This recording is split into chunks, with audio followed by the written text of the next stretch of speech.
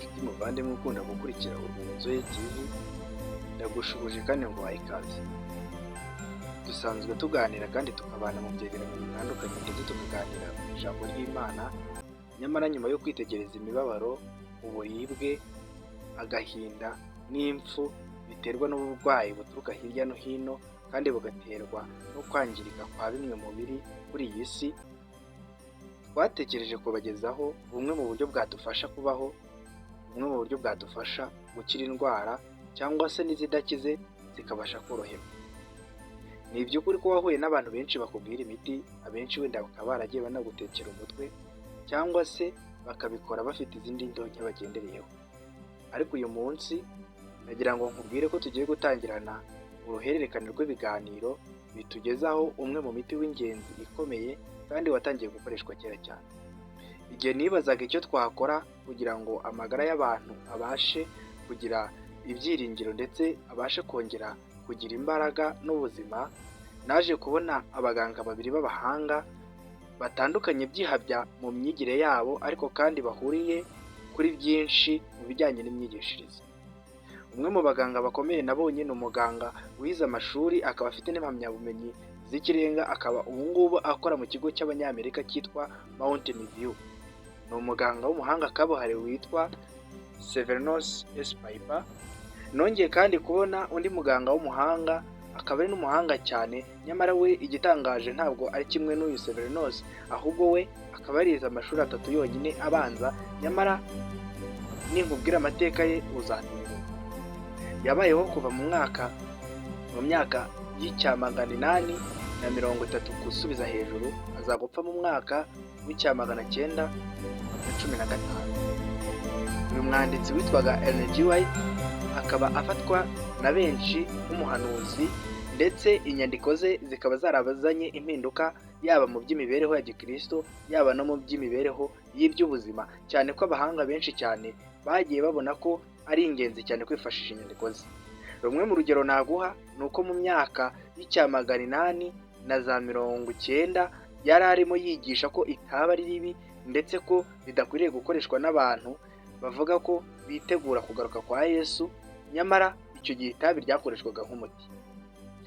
Nyuma yaho abaganga b'abahanga baje kugaragaza ko itabi atari ryiza ndetse ko ryica ubuzima, kugeza ubwo byaje rwose no kwandikwa ku makarito y'itabi. Ni byinshi cyane dushobora kubonera kuri aba baganga b'abahanga, nyamara uyu munsi ndetse n'ibindi biganiro bigiye gukurikiraho muri iyi minsi tugiye kuzarebera hamwe ibijyanye n'ikimera gikomeye cyane gifite imbaraga zo kuvura, nyamara kirengagijwe na benshi. Ni ikimera gisa nabi urebye mu isura yacyo ndetse rwose kidasirimutse nkurikije uko imvugo ya benshi bavuga, nyamara mu by'ukuri urebye ubushobozi bufite byakugora kubyakira ndetse ushobora no kumva ari amakabyankuru. Gusa icyo nakubwira ni uko ngewe ubivuga ndi umwe mu bahamya b'ibyo. Narabikoresheje cyane kandi hari na benshi nagiye mbikoreshaho bikabagirira umumaro.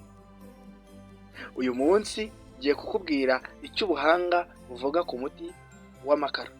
Umuti w'amakara ntabwo navuga ibyiza byawo ngo mbiheze, gusa icyo ngiye gukora ngiye kukubwira bike mu by'abahanga bagaragaje, ubundi nukomeza kuba hafi ugakora subscribe, ugakora share, ugakora comment ndetse byakubera byiza ugakora akazogera cyangwa se notification, uzakurikirana n'ibiganiro bitandukanye nkubwira indwara zitandukanye zivurwa n'amakara ndetse n'uburyo wazivura ndetse n'ingano wakoresha.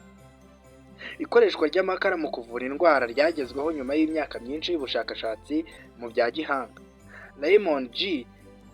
akaba yaravuze ko ubumenyi bw'ububasha butangaje bw'amakara mu gukura ubwandu mu mubiri bwahozeho mu myaka ibihumbi n'ibihumbi yahise.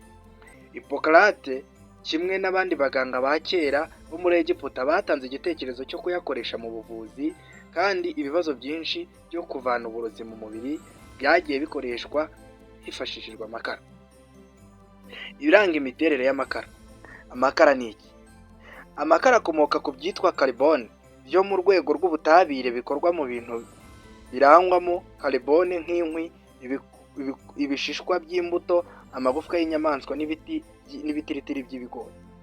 Inkwi, ibishishwa by'imbuto n'amagufwa y'inyamaswa ntabwo bikomokwaho n'ibintu byakwangiza umubiri nk'ibyo bita metrochlorothine na benzopene bikoreshwa mu buryo bwo gutwika. Amakara y'ibiti arimo hafi 90% bya carbone na 78% bya calcium phosphate, mu gihe amagufwa afite 11% bya carbone n'9% bya calcium ya carbonate na 78% bya calcium ya phosphate.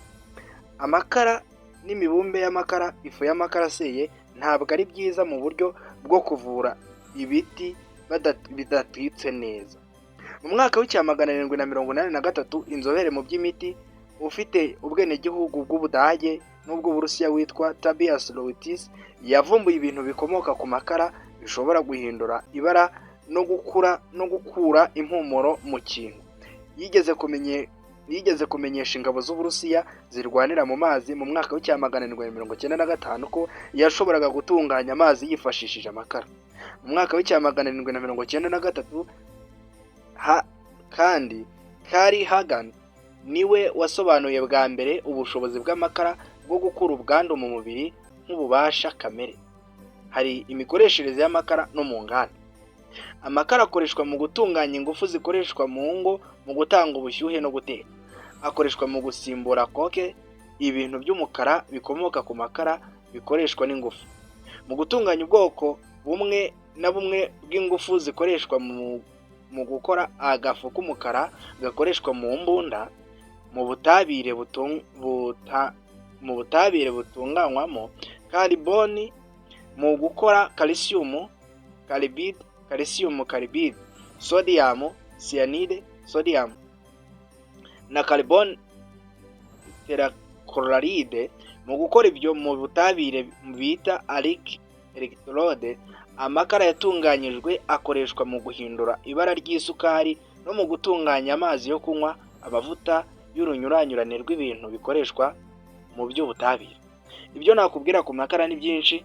Icyo nzi nuko amakara ari ikintu gikomeye kandi gifite akamaro. Ubwo wenda kandi ntabwo nakubwiye ko amakara yifashishwa na benshi mu gutegura ibyo kurya mu rugo. Ibyo wenda ntabwo nabitinzeho uko nawe urabizi, si ngombwa ko tubisobanura. Ibintu byo mu butabire byakoreshejwe mu ntambara byarahagaritswe cyane uburyo abahanga bakoresheje amakara mu ntambara ya mbere y'isi. Nubwo amakara agomba gusimburwa kenshi, ntabwo yigeze asimburwa na rimwe mu gukoreshwa mu gukura uburozi mu mwuka.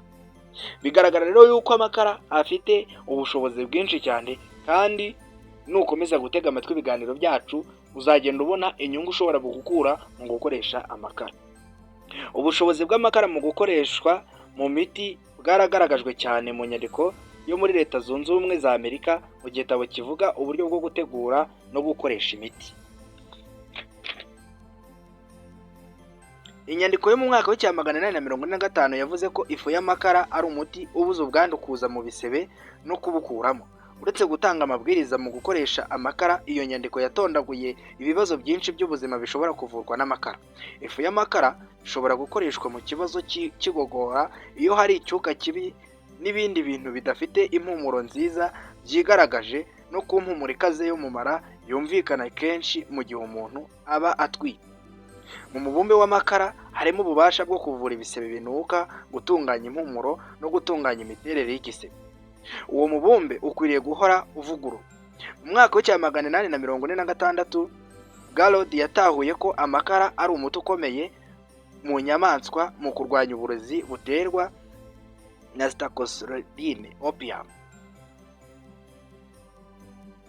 Mu mwaka w'1948 Randi yaguye ubushakashatsi bwa Galod abugeza ku mikoreshereze ku bantu.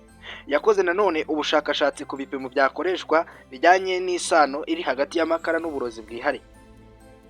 Muri ibyo bihe bya mbere, amarozi, uburozi bwitwa anthrax, igicuri, kuzungera n'ibindi bibazo byinshi byaravuwe hifashishijwe amakara.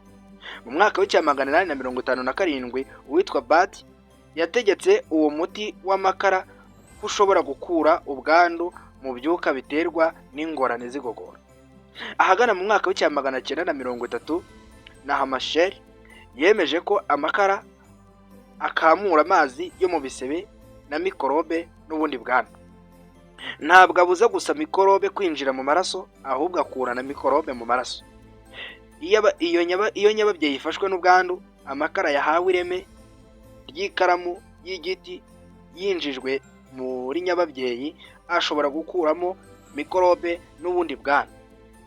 Igihe agerageje gukwira hirya no hino mu gukura ubwandu mu mubiri, yacengezwamo ayo makara y'umubumbe nk'amakara y'igiti afite uburebure bwa santimetero 5, afite ubugari bwa santimetero 5 n'umubyimba wa santimetero 5, mu gihe akaga gatewe no gukuramo inda cyangwa nko kuva mu gihe cyo kubagwa umuntu abyara.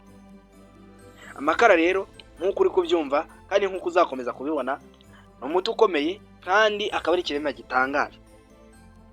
Ifu y'amakara ubu yakozwemo ibinini by'amoko yose. Abantu bibaza niba amakara anoze neza yaba afite ububasha kimwe n'amakara yasewe agakorwamo ibinini mu kuvura indwara. Amakara yatunganijwe n'iki? Amakara atunganijwe aboneka hacaniriwe amakara y'ibiti, amagufwa, ibishishwa by'amatunda kugera ku bushyuhe bwa dogere +800 kugera kuri dogere +900. Ubu buvuzi bukomoka ku bushobozi butangwa n'amakara iyo ari mu nda.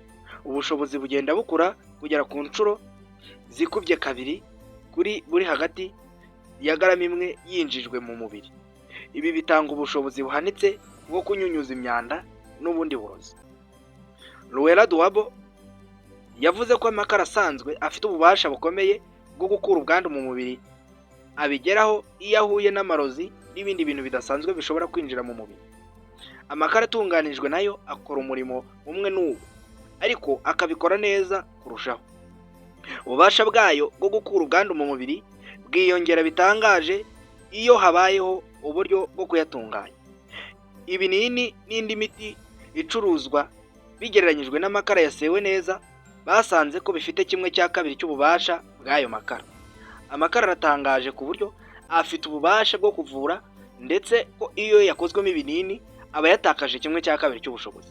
Ubushakashatsi bumwe bwagaragaje ko amakara asekuye akoreshejwe n'abantu yaburizagamo imiti isanzwe muri 73%, mu gihe ibinini byaburizagamo 48. Ikinini gifite garama 0.44 y'ibikigize byose gifite gusa 0.33 bya garama y'amakara. Ibisigaye ni ibimeze nka amido gusa. Ibinini bifunitse by'amakara bikubye kabiri ubushobozi bw'ibinini bisanzwe. Uri kumva ko haramutse hitaweho gukoresha amakara, niyo byaba ari ibinini byagira akamaro bikarinda za ngaruka ziterwa n'imiti ikomoka mu nganda. Ikiyiko kimwe gikoreshwa ku meza cyuzuye ifu y'amakara akorogewe mu kirahuri kimwe cy'amazi kingana n'ibinini 4 by'amakara, cyangwa se ibice 8 by'ibinini bikozwe mu makara bisanzwe bifunitse. Birumvikana ko igihe hari gufunikwa ibinini, igihe hari gukorwa ibinini bikozwe mu makara, hari ibitakara, hari n'intungabuzima zitakara. Umurimo w'ingenzi w'ifu y'amakara mu kuvura indwara ni uwo gukura mu mubiri ibintu byo mu butabire bishobora kumerera nabi umubiri n'imikorere nka virusi n'ibindi. Amakara ntabwo yakira, ahubwo aburizamo ibyo bintu. Kubikura mu mubiri bivuga gukusanya, gusakuma ibintu biri mu mubiri byawumerera nabi, bikarundaniriza hamwe ubugenzuzi ayo makara, maze ikabisohora mu mubiri binyuze ahasohokera imyanda mu mubiri. Mu gukora uwo murimo, amakara ntacyo wayagereranya nayo. Ubushobozi bwayo mu gusohora ibintu byose byamerera nabi umubiri bwagereranyijwe n'ubwa kaoline, ariyo ngwa ikora nayo uwo murimo. Isabune y'ifu ikoreshwa nka filtri cyangwa atapolgrite, ingwa inyunyuza na Arizona, maze basanga ubushobozi bw'amakara bukomeye cyane kurusha ibyo byose. Amakara ashobora gusohora mu mubiri hafi ibyo bintu byose. Urugero, icupa rya litiro imwe y'amakara akoroze mu mazi asohora litiro 80 za gaze yitwa ammonia irangwamo uburozi. Ubushakashatsi bwakozwe na Donald Tigerberg bwagaragaje ko amakara akuramo inshuro 3 ibyuka bihumanya by'amasegereti. Amakara atunganijwe neza ashobora gukuramo ibirenze 80 bya acrolein na 97 bya hydrogene cyanide biboneka mu mwotsi w'isegereti. Carbon monoxide na nitric oxide biboneka mu mwotsi ntabwo bikurwa ku buryo bwuzuye n'amakara. Ni icyitonderwa rero, ntabwo tugomba kwiyahuza itabi cyangwa ngo dukomeze gukonsoma ibyo dushaka byose ngo ubwo twabonye umuti w'amakara tuzakira. Nyamara kandi igihe twiyemeje gukoresha iki kinyobwa cy'amakara cyangwa se iki kimera cy'amakara, kibasha kudufasha guhangana n'ingaruka z'ibyo twari twarangije mu gihe cyashize. Adrenicene yagaragaje ko garama 1000 hafi 1/4 cy'akayiko k'icyayi z'amakara zisohora byibuze garama 1.88 bya mercury chloride.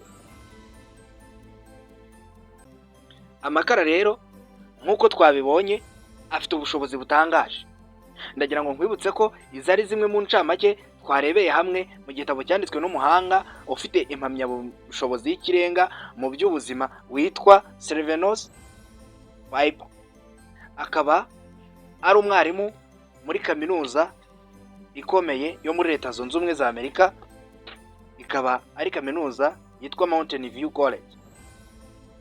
Uyu rero akaba kandi ari umucurabwenge cyangwa se akaba afite impamyabumenyi y'ikirenga mu bucurabwenge cyangwa filozofi. Ni byinshi tuzamwigiraho kandi ni byinshi tuzabona. Iki gitabo ndakigukumbuje, ushaka kumenya byinshi kurenza ibyo ushobora kureba igitabo cyitwa Imbaraga Ivura y'Amakara, kikaba cyarasemuwe mu Kinyarwanda mu mwaka wa 2010, cyarasemuwe n'integuza ya Kristo. Dusubikiye aha ikiganiro cy'uyu munsi, tuzasubukura ubutaha tureba zimwe mu ndwara zivurwa n'amakara, yaba izivurwa zigakira burundu cyangwa se izibasha koroshywa. Bizagutungura cyane kandi bizagutangaza. Niba wifuza kandi kumenya ingano ushobora gukoresha kugira ngo amakara kugirira akamaro, ntuzacikwe n'ibiganiro bizakurikira. Nakwibutsa ko ugomba gukora subscribe kuri Urwibutso Samuel TV, kandi byakubera byiza ugakora kukazogera cyangwa notification kugira ngo ikiganiro dushyizeho kitazajya kigucika. Mwifurije amahoro y'Imana n'umugisha w'Imana, Imana ibane namwe.